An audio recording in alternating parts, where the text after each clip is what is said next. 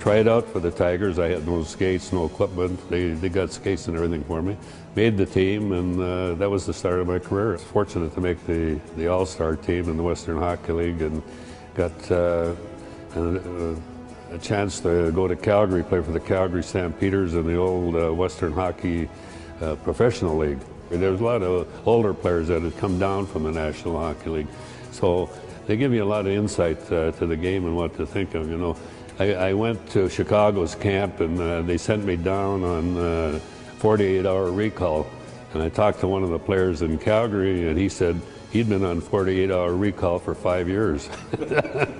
I had 75 points one year playing for him, so 25 goals. And, that's what I think probably got me into being traded to Detroit and playing there. First day I got to Detroit, they had a golf tournament, and I said, well, I don't have any clubs or I don't have anything.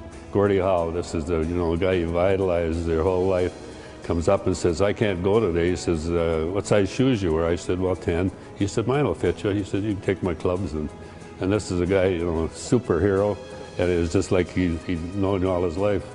I got to play with some greats like Gordie Howe, Alex Lovicchio, Ted Lindsay, Bill Gadsby, Marcel Pronovost. I was there for 4 years. 3 of the 4 years we went to the finals for the Stanley Cup.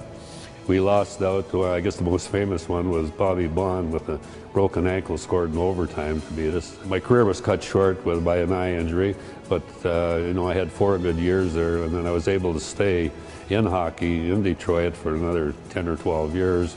And then when I got back to Calgary, I was still in hockey with the Flames. Probably the highlight of my career was getting, traded to Detroit, meeting Gordie Howe. I roomed with him on the road for 2 years, and to room with that guy is unbelievable. I learned so much about hockey and life from him, and you're, all of a sudden, the guy you idolize is a good friend for life.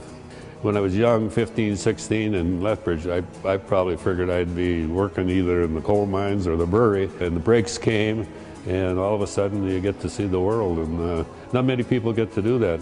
Ladies and gentlemen, please welcome to the Alberta Sports Hall of Fame 2018 inductee, Doug Barkley.